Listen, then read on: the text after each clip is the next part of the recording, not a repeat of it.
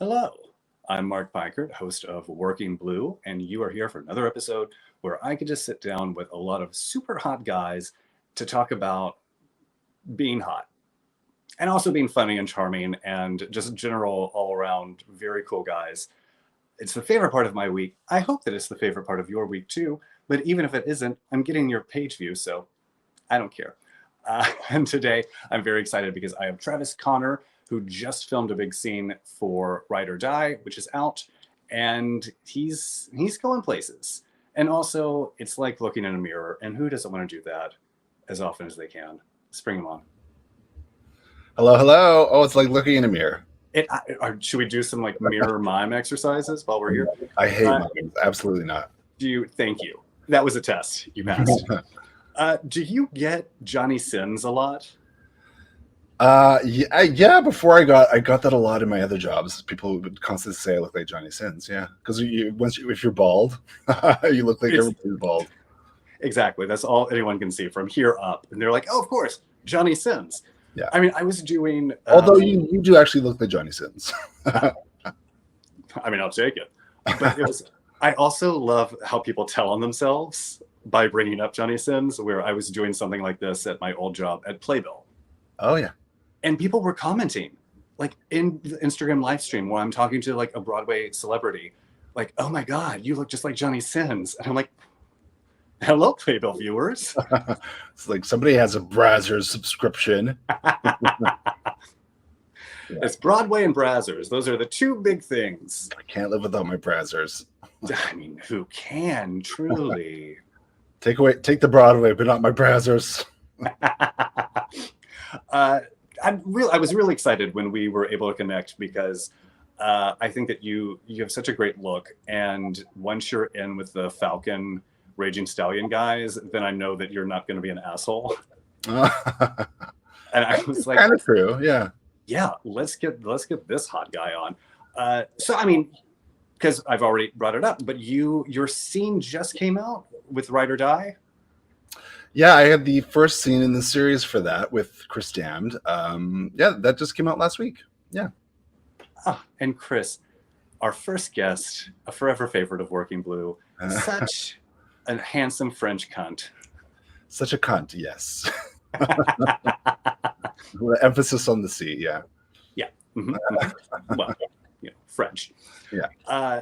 So what was it like getting on set with that outfit in particular? Because I know Tony DiMarco, the director, is so adept at making sets feel so comfortable and so sexy. Yeah, he was amazing. I'm still new to the industry, so this was a big scene for me, and they really hammered that home. Like, this is the biggest movie we've ever done. No pressure. Yeah, they kept saying that over. I was like, I'm a nobody in this cast. Like, this is a lot of pressure. But in saying that, they made me feel so comfortable, and Tony made me feel so comfortable. And honestly, the best director I think I've worked with, like in my small career so far. But like, Tony is really pretty wonderful. I love him. Yeah. Yeah, he gets it, and he understands how to make guys feel sexy in sometimes very unsexy situations.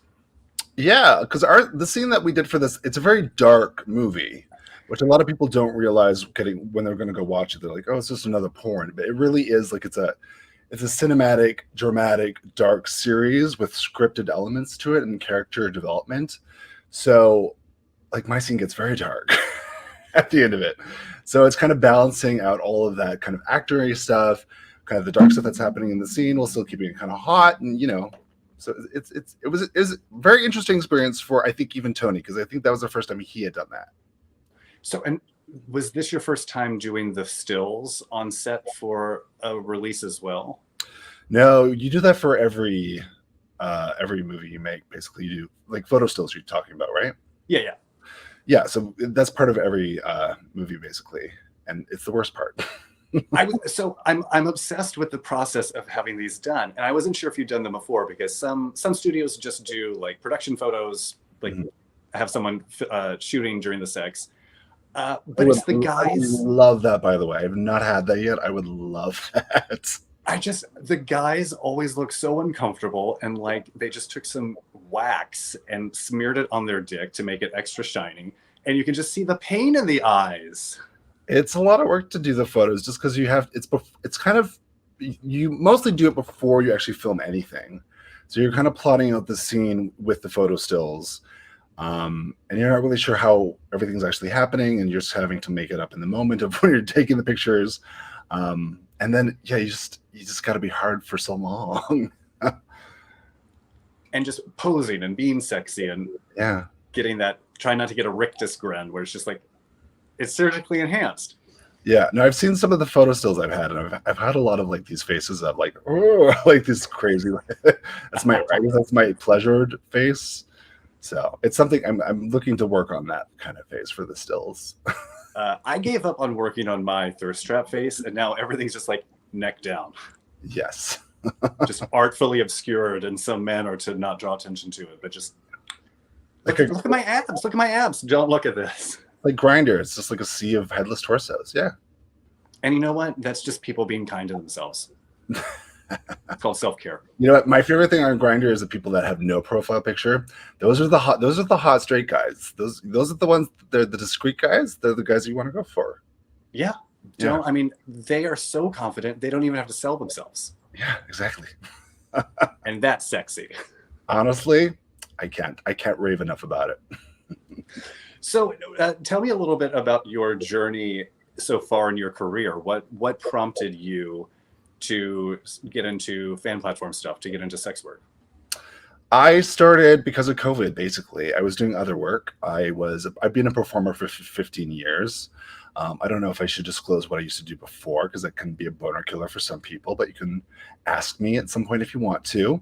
But I've always performed. So when COVID happened, I ended up getting into cam work and doing Chaturbate. So that was kind of my intro into that. And I put my hours in, like, so you have to do like 8-hour shifts sometimes on cam to build up your audience. So yeah. I put my hours into that. But I built up an audience, and it was like my main income for the entire pandemic, basically. I don't think that people watching this really understand how hard it is to be a cam boy. Yeah. And juggling the personalities of the viewers and just sitting there semi-hard for as long as possible, and then not getting so bored that you just jerk off and come. Yeah. I mean, I'm lucky because I'm now down to like, I can only go on for an hour, maybe 2 hours. And make what I need to make and just be happy, and that's it. But I used to, like I said, I was doing like 8-hour shifts sometimes to build up that audience and get people into my room. But it is a lot of work. It's a lot of customer service. There's a lot of people you got to talk with. I've learned through this, everybody has a sexual fantasy for something. You think you've seen it all, you've not seen it all. There's something for everybody. So yes, and it's accommodating yourself if you want to in that way. What I like about it most is that I'm in control of everything. I'm in my own home. I choose what I want to do. So it's not like other things where you're escorting and other things where you're kind of agreeing to things. It's all in my control, and I really like that. Did you have an Amazon wish list? I do. I just updated it. I put a lot more dildos on there because that's my big thing is dildo shows. People love it. Wonderful. I will check it out, because the fastest way to get to know anyone is to look at their Amazon wish list. Yeah, I just added horse dildos, so I need one. Well, there, ladies and gentlemen, if you're watching this, I'm going to link to his wish list. Get on it. Let's see if we can get this purchased. I need my horse dildo, please. So you started off as cam, and then that kind of built up. And then how did you bridge the cam to the fan platform? Through that, I just kind of got OnlyFans for the sake of my cam followers, just so they had some other way to contact me and follow me in that way. So you could sleep. What's that? So you could sleep or go to the grocery store or... Yeah, so that's how I developed the OnlyFans stuff. And then through there, I just kind of, and Twitter and other things, I met through an agency that got me to doing scene work. My first thing was with men.com in Montreal. And I haven't done a ton of scenes yet, so I'm hoping to do more. COVID is kind of being a bit of a kibosh on a lot of traveling. So yeah, I was very fortunate to be able to do this production in Vegas as a Canadian traveling in that time. So that was nice. Was it a little bit of a relief to get on set with other people? Yeah, I'm very comfortable alone. I'm good. Like I said, I do cam work alone. I'm very comfortable on my own. I don't crave social interactions. But it was nice to work with other porn actors and sex workers. It's nice to be able to kind of talk with them because again, because working alone, I don't have that experience to talk with people in that way. So it's nice just to be able to like socialize on that level. Well, I mean, when you were starting off just doing the cam work, did you have like a network of people to share tips and advice with, or were you just kind of navigating it all on your own? I pretty much navigated it on my own. I did a little bit of research in terms of like what you can do, and there's different things on cam, like different games you can play. I have like an interactive toy, which helps me. People love to be able to like interact with you in that way. Yeah, I basically is just learn on your own. Show me your interactive toy face. Show me how you sell it. It's too real. I can't fake it. Although I will say, because I actually just, it's right here.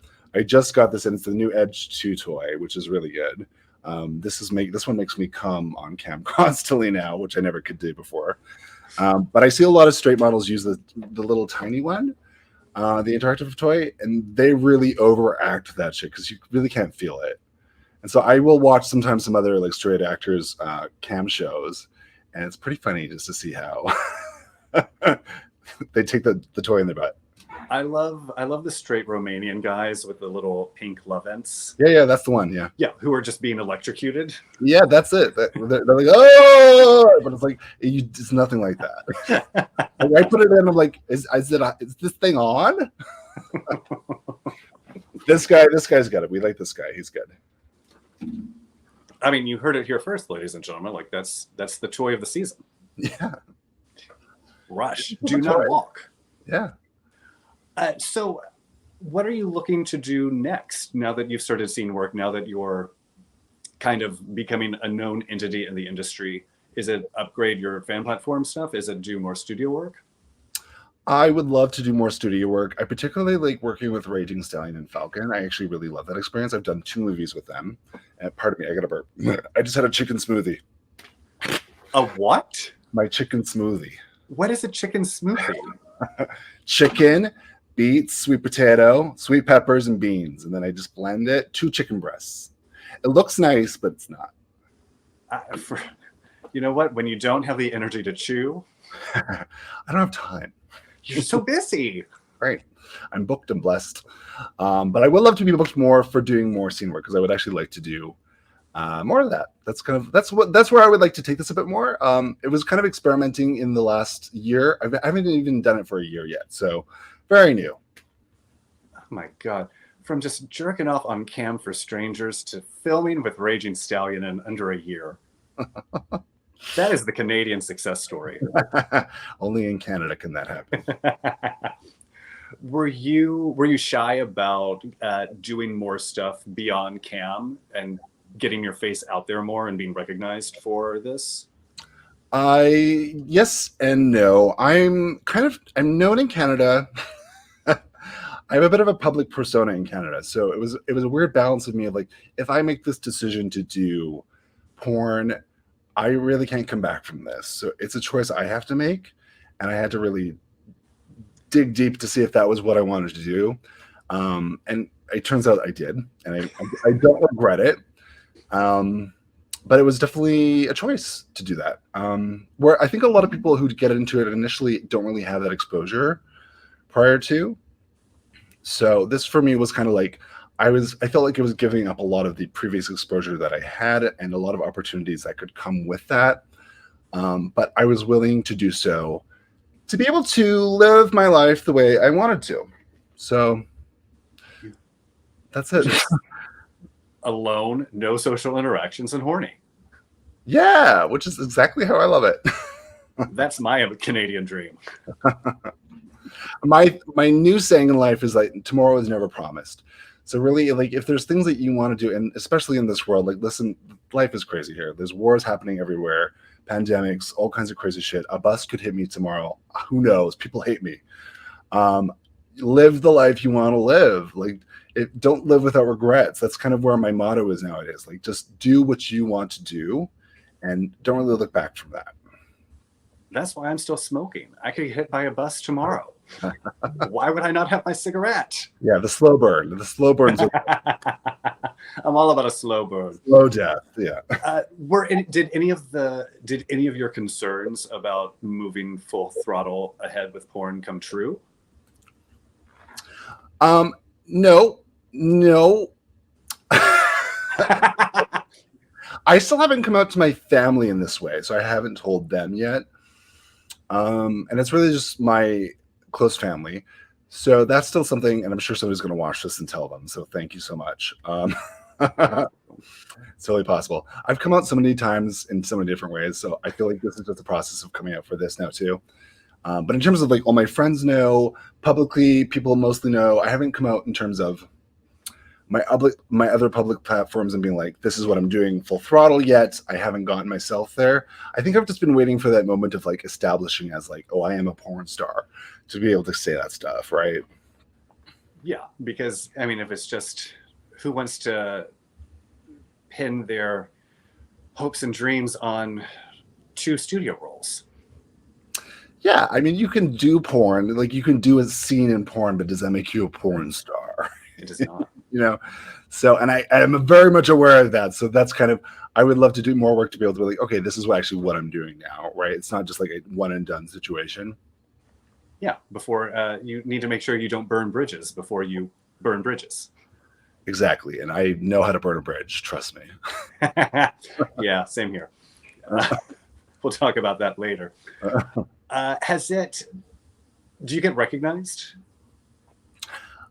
In Toronto, I do sometimes, yeah. But it's also a lot of like subliminal, like a lot of at the gym kind of moments of like I see people kind of recognizing me, but they won't say anything. Like, you know, when people are just like that, yeah. So I get a lot of that now. I mean, they might just think you're Johnny Sins. Yeah, well, that was pre-stuff. People used to think I was Johnny Sins. Yeah, I mean, you really do look like Johnny Sins. I don't think I look like Johnny Sins. I really don't think that I do, but I'm going to take it and run the hell with it. Yeah, use it.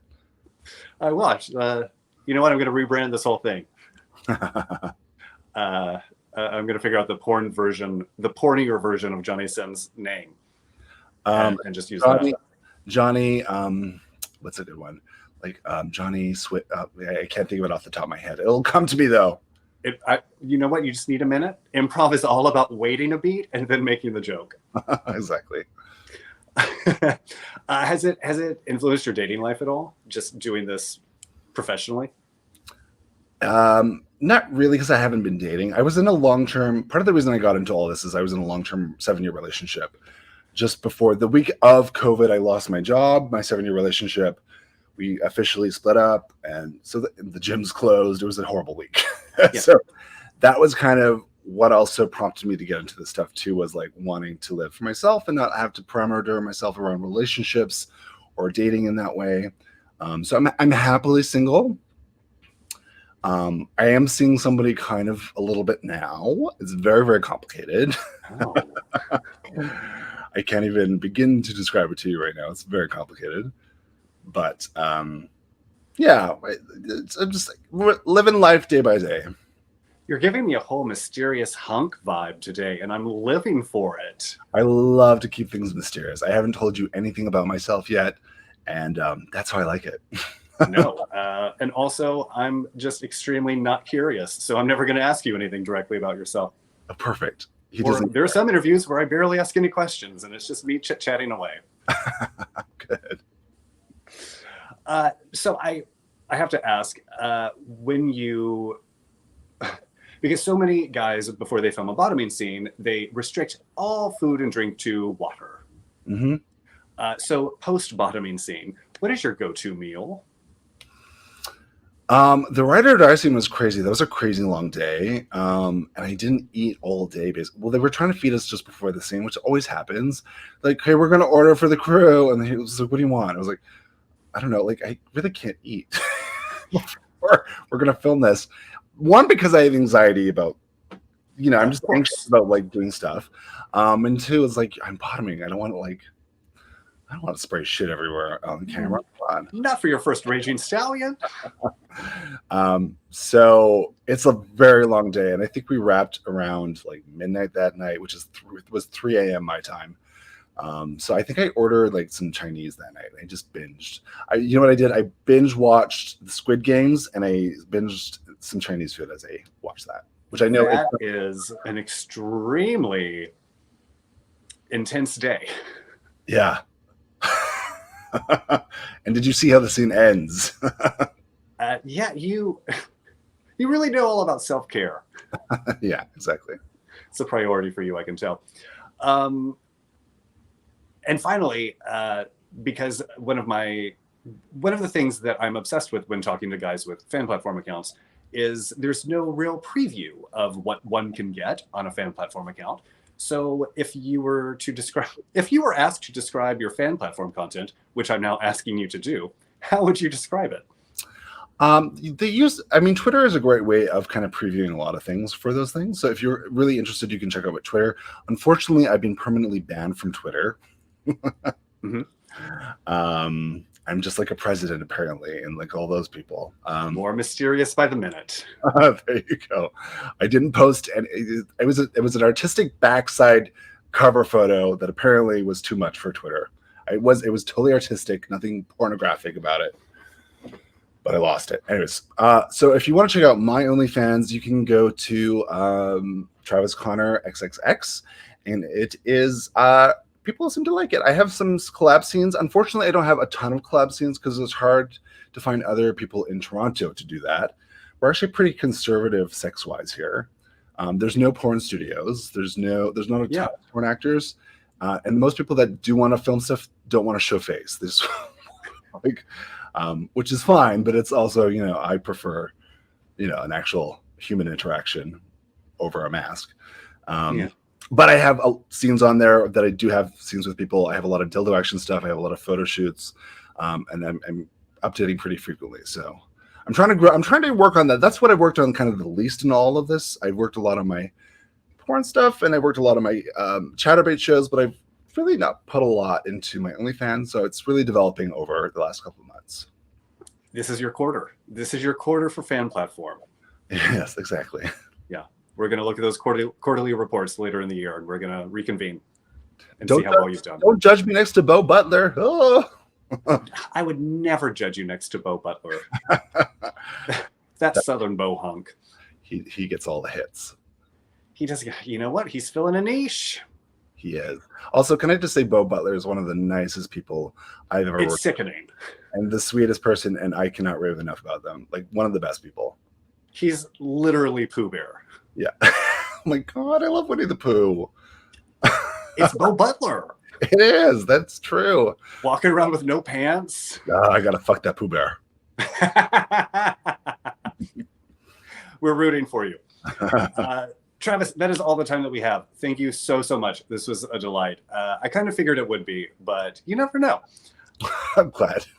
So I'm going to have links to the content of Travis's that I can link to on YouTube.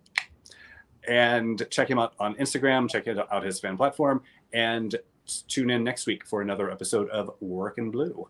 Thank you, Travis. Thank you so much, Mark. I appreciate it. Bye, everybody.